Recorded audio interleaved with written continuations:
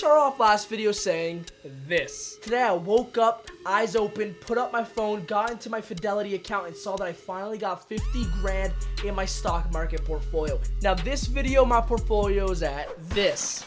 But there's one stock fighting off the rest and actually going up and appreciating in value while everything else is going down, and that's Tesla, my Tesla stock. Tesla finally surpassed $1,000 per share a couple days ago, and it's the biggest position in my portfolio. So I really wanted to talk about it with you folks to show you guys what I'm doing when I have so much risk and so much concentration in my portfolio based on Tesla stock. That being said, this is how we're going to format the video to give you guys the most value. Part 1 is going to be why is Tesla stock up and whether or not it's justified. Part 2 is going to be 4 growth catalysts going for Tesla stock as a whole that is going to propel this company forward. But then we're going to give it a counter argument in part 3 and talk about 3 risks with this company and 3 risks for owning this stock. And part 4, my take. What am I doing with my 10% stake in my portfolio on just Tesla stock? Am I going to buy more? Am I going to hold? Am I going to sell? What do I think is going to happen to the price in the short term? What do I think is going to happen to the price in the long term? Before we get into it though, I want to say that I already made a Tesla video before. I'll flag it up in the right hand corner right now for you guys to go watch if you haven't watched it already. That being said, let's jump into the video, folks. Let's start off with part number 1. Why is Tesla stock up so much right now above $1,000 a share? Well, let's start off with bullet point number 1, and that's that in China, Tesla sold 11,000 cars in the month of May. That's compared to only 3,600 in the month of April. So Tesla's making a comeback. This shows a couple things. Number 1, they're making a comeback in China, which is their most lucrative market since labor is cheap and there are rich people there so they can sell their cars for a high average selling price. But number 2, it also demonstrates that once the situation, I can't say on YouTube, goes away, that actually Tesla might make a comeback in other markets as well, and the comeback might be sooner than people were anticipating. Since cars aren't exactly an essential product that people need, they expected car sales to go down during the situation that's going on, which is a pretty fair assumption. However, they didn't assume that the virus will go away this quickly, and therefore Tesla's doing great on that news. The other thing, folks, is that if Tesla has another net earnings positive quarter, they're going to be included into the S&P 500. Who cares? Why does this matter? Well, let's think about who's able to buy Tesla stock now. The people who buy Tesla stock are retail investors, some mutual funds, and some hedge funds. But once you include Tesla into the S&P 500, you're opening yourself to almost all mutual funds who invest in large cap companies and who invest in the S&P 500. You're opening yourself up to more hedge funds because now that Tesla's in the S&P 500, it's considered a safer company. And the most important, you're opening yourself up to passive investors who buy ETFs and hold for the long term. Since passive investing is such a big part of today's investors, it's really important to make sure that they have exposure to stock as well. And the way that they have exposure is to include Tesla into the S&P 500 so that now it can be included in ETFs that these passive investors are buying. This means that with the same amount of supply, the same amount of Tesla stock, there's a lot more demand because now the demand isn't just for retail investors, some hedge funds and some mutual funds, but it's now also for passive investors and everyday investors at that. So this is huge for Tesla stock rallying. If you look at gold prices, for example, gold ETFs skyrocketed the price of gold. This is most likely because when you increase the accessibility of a certain asset, the price is going to go up because the supply remains the same, but the demand for that asset goes up as it's more accessible. The final reason why the stock price is probably up is because Elon Musk has proven his critics wrong once again. SpaceX launched 2 astronauts into space a couple weeks ago, and Elon Musk was at the forefront of that running SpaceX. SpaceX is the first privatized company to launch astronauts into space. Elon Musk has had many companies in the past. He's currently running SpaceX, Tesla, and he's running Nueralink. And I'm probably missing some companies because that man is just a genius and he's running so many things. He's an entrepreneur by heart. And the fact that Elon Musk is proving his critics wrong in terms of SpaceX, something he was not trained in. He didn't go to school to learn how to launch rockets into space, yet he did that. He didn't go to school to learn how to make cars, yet he did that. This man is a genius and people are starting to realize it and give him the benefit of the doubt. Alright guys, now let's talk about part 2, and we got 4 growth catalysts going for Tesla, my Tesla stock over the long term. For the first catalyst is the fact that they have high margin cars. Now you might say, BK, how is this so? How is Tesla making a car any different from any other car manufacturer making a car? If you look at the Model Y, you'll see that the Model Y only has two pieces connected together to make the body of the car. Well, the Model 3 had, I think, hundreds of pieces to make the car itself. And the reason that these pieces are becoming less and less and they're shrinking is because Elon Musk and Tesla and electric vehicles as a whole don't have an incentive to make things break. That's because they don't have a services industry like the ICE vehicles out there. So therefore, they don't profit off of the cars breaking. They profit off of the cars functioning. That means that Tesla's selling cars that are less likely to break, and less pieces means it's less likely to break. If you look at Ford, if you look at GM, if you look at all these companies, they have dealerships, and dealerships make money off of service. Now, how do you get service revenue? You get service revenue from pieces breaking. So it's not in their financial interest to make cars that are cheap and to make cars with small amounts of pieces and to make cars that are high gross margins, because then they don't get the services revenue from those pieces breaking. However, Tesla, they don't really bank on their services sector, so they make what's great for the consumer. And that means they also get to have higher margins on their vehicles. But on top of that, and this is also catalyst number 2, but I want to morph these two together, they have over-the-air software updates. Since you have to pay for these software updates, about $2,000 per software update, they can make pretty much 100% cash, 100% income off these software updates. Now, these software updates can be sold after the person actually buys the car. Meaning, if I'm driving a car and let's say the acceleration is 3 seconds to 60, then Tesla's like, oh wait, we realized that our code is inefficient. Let's code something into the Tesla vehicle to make it accelerate instead in 2.5 seconds to 60.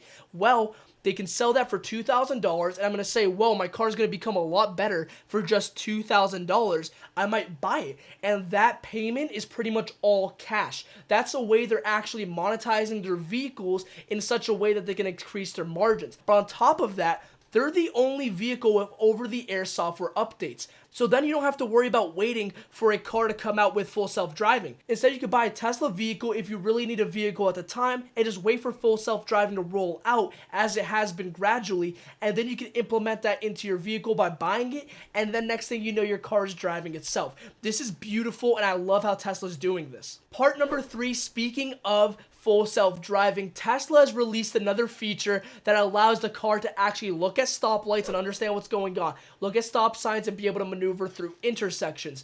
This is huge, as this is one of the most complicated parts in driving. Even as a human with 2 eyes and a brain, it's still kind of hard to look at an intersection and really know what's going on. Of course, when I say it's hard, I mean relatively hard compared to everything else you have to do when you're driving. But the fact that now a car can understand what's going on in an intersection and be able to turn for you, this is going to make the intersection game a lot safer. And it's also going to be a huge milestone in Tesla's vehicles. Finally, Tesla stock has tens of billion miles in data that is given to it by its users. When you sell a car as Tesla, Tesla has cameras all over the car. When you drive their vehicle, you're collecting data for Tesla and sending it into their network. Now, when you send it into their data network, what's going on is they're analyzing the data and using that data to make full self-driving cars. But here's the thing, you bought the car, you paid for the vehicle as a consumer, and so you're pretty much paying Tesla to give them data. It doesn't really make sense, but because you're getting the car along with it, you pay for the price gladly. Waymo and other companies, they don't have this going on. Instead, they pay engineers hundreds of thousands of dollars to drive cars around, and they drive cars around in a very limited environment, meaning they're not even getting quality data, and at that, they're not even getting an efficient amount, even if they were getting quality data. So that being said, Tesla is well ahead, and if full self-driving comes, Tesla can get rid of the steering wheel, can get rid of the brake and the gas pedal. It can get rid of so many different things that actually the car's going to margin even higher. And if the car gross margins higher, they can lower the selling price, and now people will literally not care for cars that they can drive because you can literally do more. It's more productive to be able to sit in a car while it's rolling you to work, let's say, and let's say it has Wi-Fi inside as well. You can work on your project on your computer while you're going to work,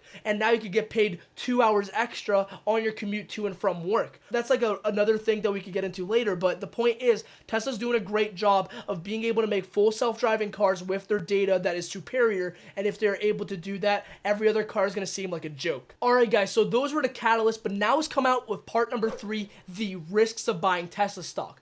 I want to say that in terms of the price, I believe the price is still undervalued, but the reason I think it's undervalued is because I see what's going on with Tesla. However, the valuation currently also assumes that everything is going to work out. But what it doesn't consider is my first 2 points in terms of the risks. Number 1, they might not all work out. There might be a competitor that does it better than Tesla in a certain area, in a certain sector of what they're trying to do, and that might wipe out some of Tesla's revenues and profits. But the second thing is, there might be regulation of what Tesla's trying to do. Remember, Tesla's changing the world, and really, our government doesn't like change. Our government is pretty dumb. They're not tech savvy. And so when people see change, they're going to maybe delay that change. And next thing you know, what should have taken 2 years for Tesla to do might take a decade just because of regulation. So those are my 2 first risks. But the third risk I see is that noobs are buying Tesla, noob investors. Now, why does this matter? The reason it matters is because when noob investors and retail investors at that are buying a stock, they are very emotional. They don't think about stocks logically. Now, you can use this to your benefit by buying when the stock is low because retail investors are selling off way too much. But it might also hurt you because the stock price might always be high. The same way Google and Amazon and all those stocks have always been valued pretty high because a lot of retail investors buy those stocks. But that being said, I don't think the risks really outweigh the pros by any means. Alright guys, so my take on Tesla stock is... Hello, Father Unit. Alright guys, so my opinion on the stock right now is that even though the valuation is fairly rich, I'm still going to hold. I think this is a $1 trillion company over the long term. They have so many businesses. They have their insurance businesses, they have the virtual power plant business, they have their car business, they can get into the Robotaxi business, they can get into so many different things, so many different businesses. That's not even including solar and their other products that are in renewable energies. So I just think they're doing too much for me to sell and to hope that they drop down in price so that I can trade and get some alpha. Alpha just means that you pretty much trade around the stock price to get a better return than everybody else. But anyway, that being said, I'm going to hold. Now, what do I think about the price? When am I willing to buy? Given the fact that it's more than 10% of my portfolio right now, and that I have about $5,000 in it in a 50 grand portfolio, I don't have a small amount of money tied to Tesla. So I don't want to increase my position until the stock price is like, let's say, lower than 500, which might happen. Hopefully Elon says something dumb on Twitter again. I'm going to be holding. That's my situation. If you haven't bought yet and you buy now, I genuinely think you'll probably make a decent return. I don't think your return is going to be super attractive at this price point, but I don't think it's going to be a bad return either. I just think that if you buy now, you kind of missed out on the huge gains, but I don't think you missed out on the, I guess, normal gains you get. Maybe I think you could get 15% per year, even if you invest now for the next decade. Because in a decade, I see them making electric aircraft, so competing against Boeing. I see them making motorcycles, competing against Harleys. I see them making ATVs. I see them making lawnmowers that are fully electric. I see them doing all of this stuff, guys. And plus, Elon Musk is so innovative. He could come out with something brand new to change our lives in the car industry tomorrow. If you guys don't know what the virtual power plant is, go back to my Tesla video that I flagged up earlier in this video, and I'm going to explain the virtual power plant in that video. But essentially, the virtual power plant, guys, that is a great business model for Tesla to get into. It is literally getting extra revenue from cars, and they're learning how to monetize cars after they've already sold them. And so anyway, guys, that's my opinion on Tesla stock. And so I don't plan on selling. I plan on holding the stock. I hope it goes well for you guys if you buy or if you sell. Whatever you do, I wish you guys all the best. If you enjoyed, please smash the thumbs up button, hit the subscribe button down below, and hit the notification bell. Share this with your family and friends and your fish and your dog and your pet bird and lizard. Anyway, no, but it does help this channel, as I am a small channel and helps me grow. That being said, guys, this has been Let's Become Billionaires. Have a great day and stay safe out there, folks. Bye-bye.